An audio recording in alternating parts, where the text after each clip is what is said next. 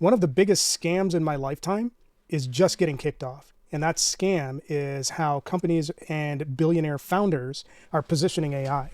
Here's what I mean. Oracle just announced 30,000 people were going to be laid off. And they did this via email. So that kind of tells you the kind of company Oracle is. And Oracle is deeply invested in the AI infrastructure. And you see companies all across the US cutting staff in favor of AI.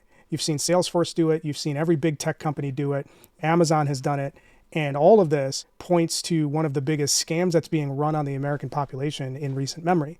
And the scam is that AI is supposed to usher in this new era of new jobs and new productivity that we're all going to benefit from. The reality of the impact is probably going to be very similar to the reality of the impact of billionaires and millionaires telling us for decades that tax cuts for the wealthy would eventually make it down to the middle class and lower class, and everybody's quality of life would increase. When we think about how tax cuts for the wealthy were sold, and this is starting from the Reagan era, the idea was a rising tide would lift all boats. And by cutting regulations and cutting taxes on businesses and the ultra wealthy, their increased spending would eventually make its way to the middle class and lower class, and all of our quality of life as well as living standards would increase.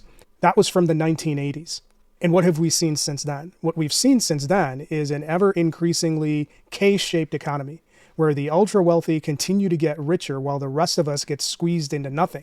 And when you compare that to the tax model that was established in the post-World War II era boom, what you saw was corporations and the ultra wealthy getting taxed at 70, 80, 90%. And that was the tax rate that built the middle class and had the highest earners and the wealthiest companies paying their fair share. What we see today is a completely different story. What we see today is the ultra wealthy continuing to hoard resources, with many of them vying to become the first trillionaire, and the rest of the population, 70% of the US population, living paycheck to paycheck. So the whole idea that tax cuts for the wealthy, the central pillar of the Republican playbook, was supposed to help all of us improve our lives, I think we can settle that debate. It's been a complete failure. AI is going to prove to be yet another failure of similar proportion. So what have the promises been about AI? Every billionaire and every AI company is saying that we need to have data centers and infrastructure and all of this investment via taxpayer funds to usher in this new era of productivity. And what have we seen as AI has accelerated in the marketplace? What we've seen is that rank and file employees have just been getting decimated. In 2025, there were 1.1 million layoffs. And at the same period, what you saw was by the end of 2025, when the economic numbers were turned out, there was little to no job growth. It was one of the worst job growth years in recent history. And when we turn the page into 2026, what have we seen? We've seen companies that got massive tax cuts pay their executives and continue the layoff trend. And Oracle cutting 30,000 employees is just one in a long line of tech companies just eviscerating the workforce so that they could shove more resources into AI. What that means for the average worker is that lives are going to continue to get destroyed and families are going to get broken up. Also, billionaires can juice their efficiency numbers and pay their executives another $20 or $30 million more for boosting shareholder value.